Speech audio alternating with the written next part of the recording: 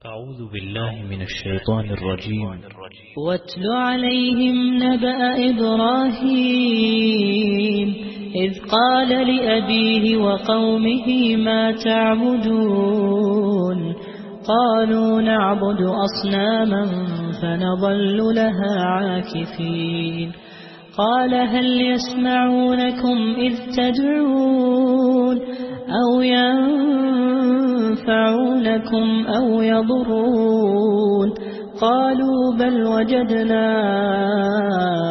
آباءنا كذلك يفعلون قال أفرأيتم ما كنتم تعبدون أنتم وآباؤكم الأقدمون فإنهم عدو لي إلا رب العالمين.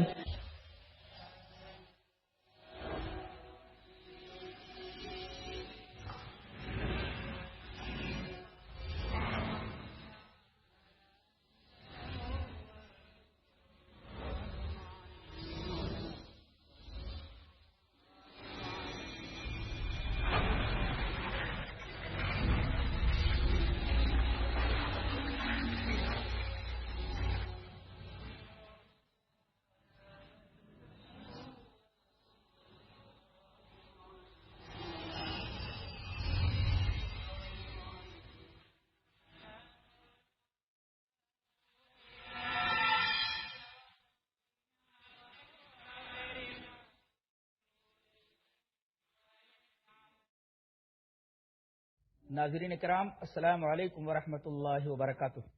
آج کی اس نشست میں ہم جس عنوان پر گفتگو کرنے جا رہے ہیں اس عنوان کا نام ہے غیبت کی مذمت. ناظرین کرام، کوئی بھی سماج، کوئی بھی معاشرہ، کوئی بھی سوسائٹی اس وقت تک ترقی نہیں کر سکتی جب تک کہ معاشرے، سماج اور سوسائٹی کے افراد کے درمیان تعلقات خوشگوار نہ ہوں.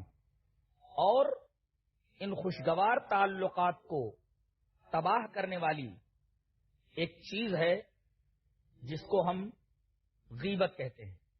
یہ خوشگوار تعلقات کو ختم کرنے میں ایک اہم رول ادا کرتی ہے.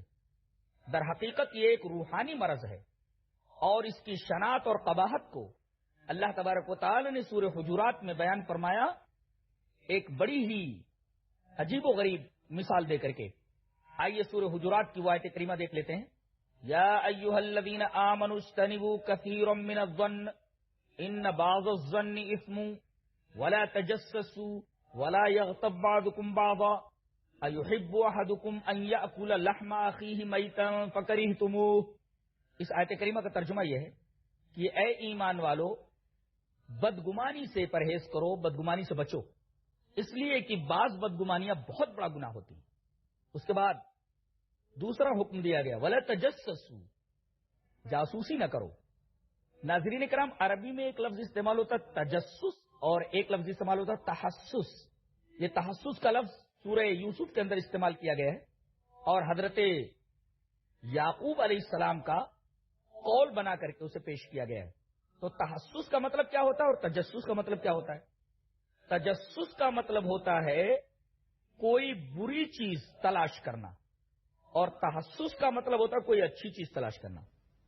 سورہ یوسف میں فرمایا گیا فتحسسوا من یوسف، ارے جاؤ میرے یوسف کو تلاش کرو. ظاہر ہے کہ حضرت یوسف علیہ السلام کی تلاش کوئی بری چیز نہیں تھی، اچھی چیز تھی. تو اچھی چیز کی تلاش کے لیے تحسس کا لفظ استعمال ہوتا ہے. اور کسی کے اندر کوئی عیب تلاش کرنا اس غرض سے کہ عیب مل جائے تو اس کی تشہیر کر کے اس کو بدنام کیا جائے، اس کو تجسس کہتے ہیں. اللہ تبارک و تعالی نے اس آیت کریمہ میں تجسس سے منع کیا. ٹوہ میں رہنا، کسی آدمی کے عیب کی تلاش میں رہنا کہ وہ عیب مل جائے تو تشہیر کر کے اس کو بدنام کیا جائے. فرمایا گیا ولا تجسسوا، جاسوسی مت کرو. اور آگے یہ فرمایا گیا ولا یغتب بعضکم بعضا، تم میں سے بعض کی غیبت نہ کرے. اس سے پہلے جتنی چیزوں سے روکا گیا اللہ تبارک و تعالی نے اس کی مثال نہیں دی. لیکن یہ اتنا خوفناک روحانی مرض ہے کہ اللہ تبارک و تعالیٰ نے اس کی قباحت اور شناعت کو مثال دے کر واضح فرمایا تاکہ آدمی اس مثال کو ذہن میں رکھ کر کے اس کے قریب نہ جائے. مثال کیا دی گئی؟ پہلے فرمایا گیا کوئی آدمی کسی کی غیبت نہ کرے. ایحب احدکم ان یاکل لحم اخیہ میتا فکرہتموہ، کیا تم میں سے کوئی یہ پسند کرتا ہے کہ اپنے مرے ہوئے بھائی کا گوشت کھائے؟ ارے انسان کو گوشت تو ویسے بھی کوئی نہیں کھاتا ہے، جائے کہ انسان مر جائے تو آدمی اس کا گوشت کھائے.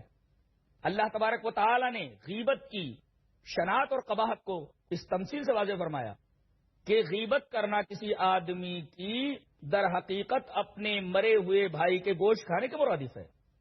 آدمی مر جاتا ہے تو اس کو اگر آپ کچھ بولیں، اس سے کچھ کہیں تو کہاں سنتا ہے؟ اسی طریقے سے آدمی کے پیٹھ پیچھے اگر اس کی برائی کی جائے تو آدمی کو خبر کہاں ہوتی ہے کہ میرے بارے میں فلاں آدمی کیا کہہ رہا ہے. تو غیبت ایک روحانی مرض ہے اور اللہ تبارک و تعالی نے اس مرض سے اس کو روکا. ناظرین کرام، یہاں اس مرض سے دور رہنے کے لیے اللہ تبارک و تعالی نے جو تعبیر اختیار فرمائی وہ تعبیر بھی بڑی عجیب و غریب ہے. ہر جگہ امر کا صیغہ استعمال فرمایا، لیکن اس کے لیے لائے نہیں یہ استعمال کیا گیا کہ ولا یغتب بعضکم بعضا. اور آپ کو معلوم ہے کہ امر سے زیادہ تاکید لام امر کے اندر ہوتی ہے. اللہ تبارک و تعالی نے یہاں لا یغتب کہہ کر کے کہا کہ یہ انتہائی قبیح چیز ہے، آدمی کو غیبت سے دور رہنا چاہیے. اور اس کے بعد پھر تمثیل دی گئی کہ کسی آدمی کی غیبت کرنا، کسی بھائی کی غیبت کرنا در حقیقت مرے ہوئے بھائی کے گوشت کھانے کے مرادف ہے.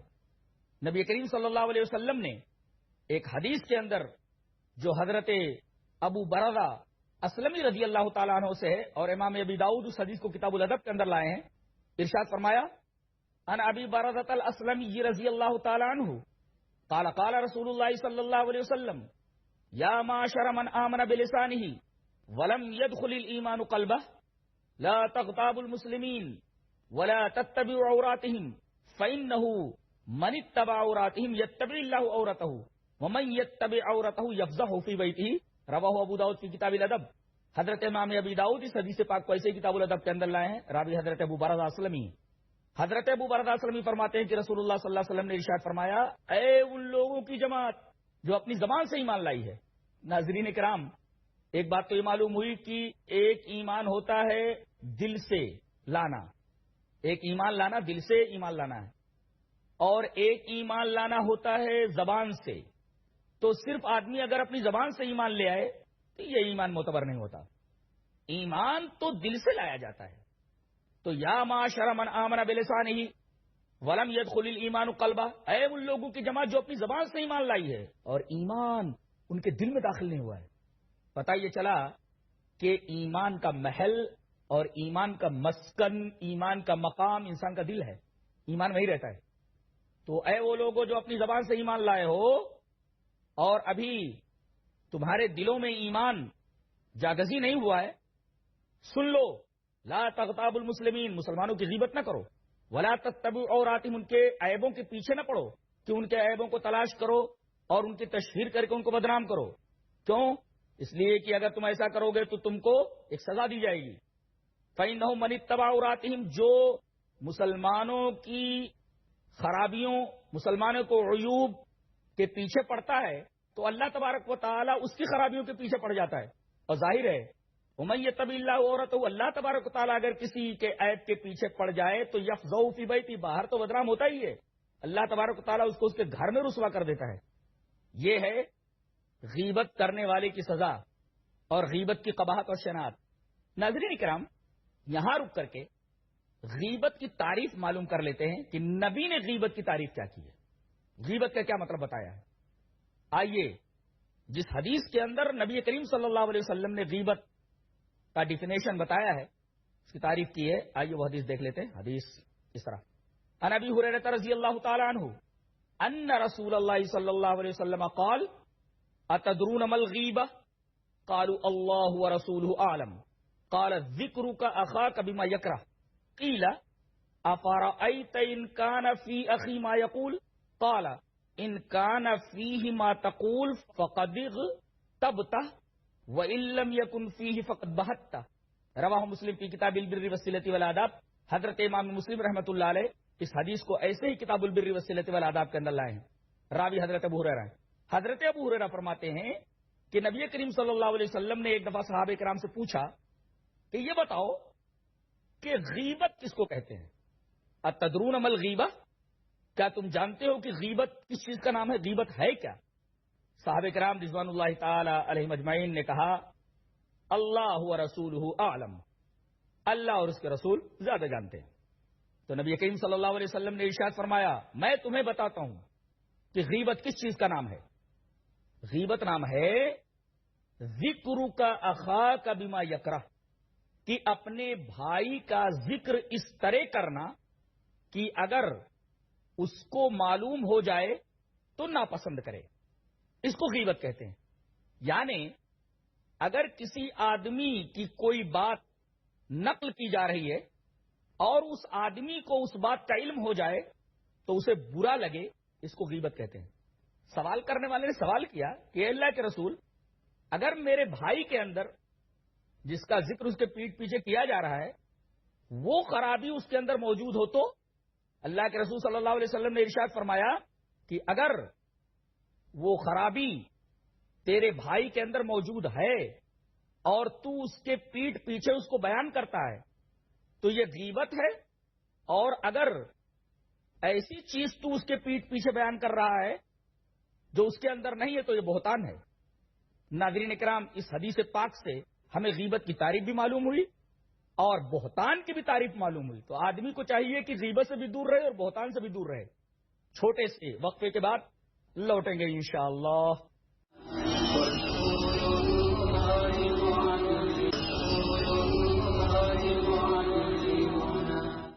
ناظرین کرام، پڑھی گئی حدیث پاک کا آپ نے ترجمہ اور اس کی تشریح سماعت کی، اور آپ کو اس حدیث کے اندر غیبت کی اور بہتان کی تعریف بھی معلوم ہو گئی. غیبت اور بہتان کے علاوہ ایک بیماری اور بھی ہے جس کو ہم چغل خوری کہتے ہیں اور عربی میں اس کو نمیمہ کہتے ہیں. اس کو ہم لوگ اردو کے اندر لکڑی لگانا کہتے ہیں، کہ مقصد کسی کی برائی یا کسی کا عیب ڈھونڈنا نہیں ہوتا، بلکہ مقصد یہ ہوتا ہے کہ دو دلوں کے درمیان جو خوشگوار فضا ہے اس خوشگوار فضا کو مقدر کر دیا جائے. اس کو نمیمہ کہتے ہیں اور اس کو اردو میں چغل خوری کہتے ہیں. اس مرض کے اندر نبی کریم صلی اللہ علیہ وسلم کے چچا ابو لہب کی بیوی ام جمیل مبتلا تھی.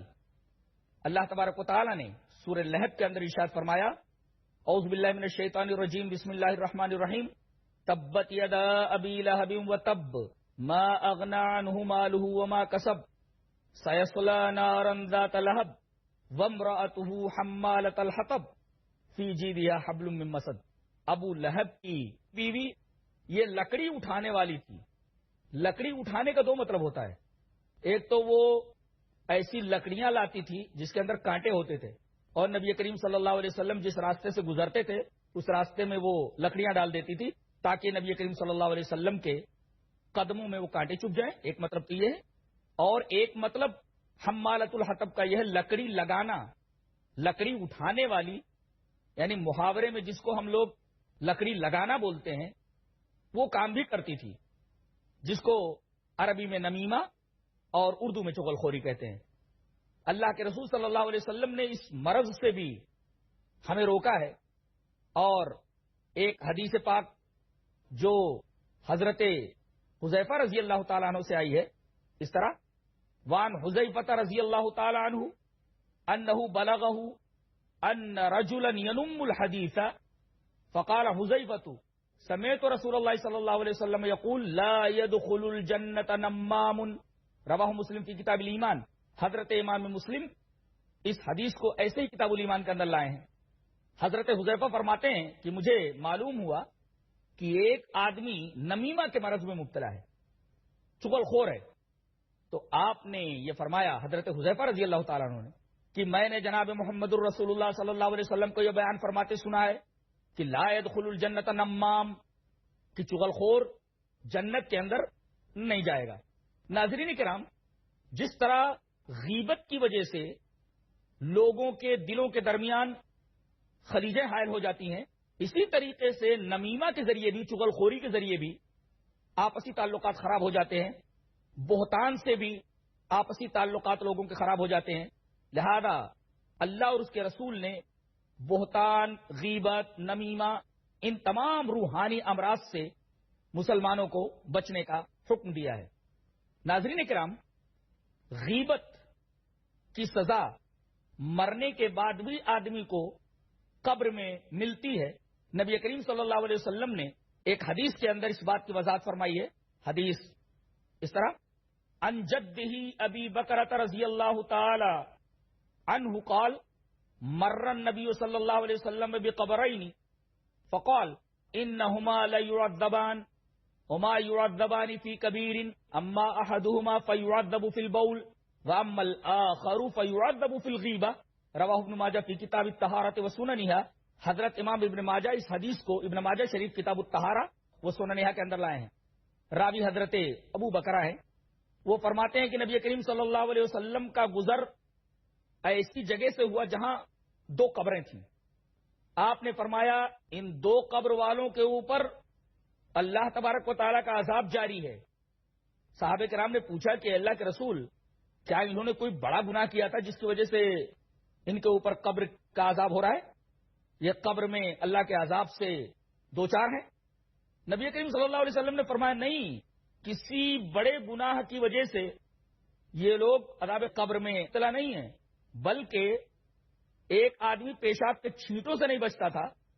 اور ظاہر ہے ناظرین کرام کی اگر کوئی آدمی پیشاب کے چھینٹوں سے پرہیز نہ کرے، کپڑے جس کی وجہ سے ناپاک ہو جاتے ہیں اور انہی کپڑوں میں وہ نماز ادا کر لے، ظاہر ہے کہ نماز ہوتی نہیں ہے، تو پیشاب کے چھینٹوں سے نہ بچنے والا بہت بڑا گنہگار ہے۔ اور نبی کریم صلی اللہ علیہ وسلم نے فرمایا کہ عذاب قبر کا بھی سبب ہے۔ یہ قبر والا یہ پیشاب کے چھینٹوں سے نہیں بچتا تھا، اس کی وجہ سے اس کے اوپر اللہ تبارک و تعالیٰ کا عذاب جاری ہے۔ آج تو ایک فیشن بن گیا ہے، آدمی کھڑے ہو کر کے کہیں بھی پیشاب کر لیتا ہے، چاہے پیشاب کے چھینٹے اس کی پینٹ، اس کے پیجامے کے علاوہ اس کی شرٹ کے اوپر بھی لگ جائے تو کوئی فرق نہیں پڑتا ہے۔ دین اسلام پاکی کا، پاکیزگی کا، شائستگی کا، طہارت کا دین ہے۔ وہ پیشاب کے چھینٹوں سے بھی بچنے کا حکم دیتا ہے، اور نبی کریم صلی اللہ علیہ وسلم نے فرمایا اس کی وجہ سے آدمی عذاب قبر میں مبتلا ہوتا ہے۔ اور یہ دوسری قبر، اس قبر والے کے اوپر بھی عذاب ہو رہا ہے۔ یہ ایک روحانی مرض غیبت کے اندر مبتلا تھا۔ نبی کریم صلی اللہ علیہ وسلم نے اس حدیث کے اندر یہ بتایا کہ غیبت یہ عذاب قبر کا موجب ہے، غیبت کی وجہ سے قبر کے اندر عذاب ہوتا ہے۔ ناظرین کرام، ایک سوال یہاں ہے، آئیے اس کا جواب میں آپ کے سامنے پیش کر دوں۔ سوال یہ ہے کہ اگر کسی آدمی سے غیبت جیسے گناہ کا صدور ہو جائے، اپنے کسی بھائی کا عیب وہ پیٹھ پیچھے بیان کر دے، اس کی برائی کر دے، تو اس کا کفارہ کیا ہے؟ اگر وہ آدمی زندہ ہے تو یہ غیبت کرنے والا کیا کرے، اور اگر مر گیا ہے تو پھر کیا کرے؟ اس سوال کا جواب جاننا بہت ضروری ہے۔ آئیے نبی کریم صلی اللہ علیہ وسلم کی ایک حدیث کے تناظر میں اس سوال کا جواب ڈھونڈتے ہیں۔ حدیث اس طرح، وعن ابی ہریرہ رضی اللہ تعالی عنہ قال قال رسول اللہ صلی اللہ علیہ وسلم من كانت له مظلمة لأخيه من عرضه او شيء فليتحلله منه اليوم قبل ان لا يكون دينار ولا درهم ان كان له عمل صالح اخذ منه بقدر مظلمته وان لم تكن له حسنات اخذ من سيئات صاحبه فحمل عليه رواہ البخاری فی کتاب المظالم۔ ناظرین کرام، اس حدیث پاک کو حضرت امام بخاری رحمۃ اللہ علیہ نے بخاری شریف کتاب المظالم کے اندر ذکر فرمایا ہے۔ راوی حضرت ابو ہریرہ ہیں۔ حضرت ابو ہریرہ رضی اللہ تعالیٰ عنہ فرماتے ہیں کہ نبی کریم صلی اللہ علیہ وسلم نے ارشاد فرمایا کہ اگر کسی آدمی سے اپنے بھائی کے تعلق سے کوئی ظلم ہو جائے، ظاہر ہے کہ غیبت بھی ایک ظلم ہے، اپنے بھائی کی پیٹھ پیچھے برائی کرنا بہت بڑا ظلم ہے۔ اگر یہ ظلم کسی مسلمان، کسی مومن سے سرزد ہو جائے تو کیا کرے؟ اس لیے کہ اس سے اس کی عزت مارز خطر میں آ جاتی ہے، تو اس آدمی کو اپنے بھائی کے لیے کیا کرنا چاہیے؟ نبی کریم صلی اللہ علیہ وسلم نے فرمایا آج ہی اس کا تدارک کر لے، فَلْيَتَحَلَّلْهُ مِنْهُ الْيَوْمِ فَلْيَتَحَلَّلْهُ مِنْهُ الْيَوْمِ، آج ہی پیچپ کرا لے، اس سے پہلے کہ آدمی کے پاس نہ دینار ہو نہ درہم ہو، صرف اس کے پاس نیکیاں ہوں۔ ناظرین اکرام، اس سے یہ پتا چلا کہ آدمی کو چاہیے کہ دنیا ہی کے اندر اپنے بھائی سے اس خطا کو معاف کروا لے، ورنہ قیامت کے دن غیبت کرنے والے کی نیکیاں اس آدمی کو دے دی جائیں گی جس کی غیبت کی گئی ہے، اس لیے کہ وہاں تو کچھ اور نہیں ہوگا جو بدلے میں دیا جا سکے، دینار اور درہم تو ہوں گے نہیں، نیکیاں رہیں گی، وہ نیکیاں ظالم سے لے کر کے مظلوم کو دے دی جائیں گی۔ تو اس سے پہلے کہ وہ وقت آ جائے جب آدمی کے پاس دینار اور درہم نہ ہو، یہیں پر معاملے کو رفع دفع کر لے۔ اور رفع دفع کرنے کا دو طریقے، رفع دفع کرنے کے دو طریقے ہیں۔ ایک طریقہ تو یہ ہے کہ آدمی اگر زندہ ہے تو اس سے جا کر کے کہے کہ میرے بھائی، میں نے تیرے پیٹھ پیچھے تیرے فلاں عیب کو ظاہر کیا تھا، مجھ سے غلطی ہو گئی، میں تجھ سے معافی چاہتا ہوں، تو مجھے معاف کر دے۔ تو ایک تو اس آدمی کے پاس جا کر کے اپنے اس خطا کی معافی چاہ لے، اور اگر وہ آدمی مر گیا ہے تو رفع دفع کرنے کا طریقہ ایک اور ہے کہ یہ غیبت کرنے والا اس آدمی کے حق میں اللہ تبارک و تعالی سے اس کی مغفرت کی اور اس کی بخشش کی دعا کرے۔ ناظرین کرام، ایک مسلم معاشرہ، ایک مومن معاشرہ اس طریقے کا ہوتا ہے کہ اس میں جتنے بھی افراد ہوتے ہیں باہم خوشگوار تعلقات رکھنے والے ہوتے ہیں، اس میں غیبت جیسے مرض کو کوئی دخل نہیں ہونا چاہیے، غیبت جیسے مرض کی کوئی گنجائش نہیں ہونی چاہیے۔ اسلام نے اپنے ماننے والوں کو طرح طرح کی ہدایتیں دی ہیں، قرآن میں بھی وہ ہدایتیں موجود ہیں، احادیث میں بھی وہ ہدایتیں موجود ہیں۔ اللہ تبارک و تعالی نے سورہ قلم کے اندر ارشاد فرمایا اپنے نبی کو مخاطب کر کے، وَلَا تُطِعْ كُلَّ حَلَّافٍ مَّهِينٍ حَمَّازٍ مَّشَّاءٍ بِنَمِيمٍ مَّنَّاعٍ لِّلْخَيْرِ مُعْتَدٍ أَثِيمٍ۔ آپ اس آدمی کے اطاعت مت کیجئے جو بہت زیادہ قسمیں کھانے والا ہو، جو ذلیل ہو، حمازن بدگو ہو، منہ کے اوپر آدمی کو برا بھلا کہنے والا ہو، مشائن چغل خوری کرنے والا ہو، تو ایسے آدمی کی آپ اطاعت نہ کریں۔ اللہ تبارک و تعالی نے اس طریقے کا حکم سورہ قلم کے اندر نبی کریم صلی اللہ علیہ وسلم کو مخاطب کر کے دیا گیا۔ تو آدمی کو ان تمام چیزوں سے اپنے آپ کو محفوظ رکھنا چاہیے، اور خاص طور سے یہ مرض، غیبت کا مرض، ایک روحانی مرض ہے۔ اگر اس کی زندگی میں ہے تو جلدی سے اپنی زندگی سے اس کو نکالنے کی کوشش کرے۔ ناظرین کرام، اس موضوع کے اوپر گفتگو یہیں ختم ہوتی ہے۔ اب ہمیں اجازت دیں۔ السلام علیکم ورحمۃ اللہ وبرکاتہ۔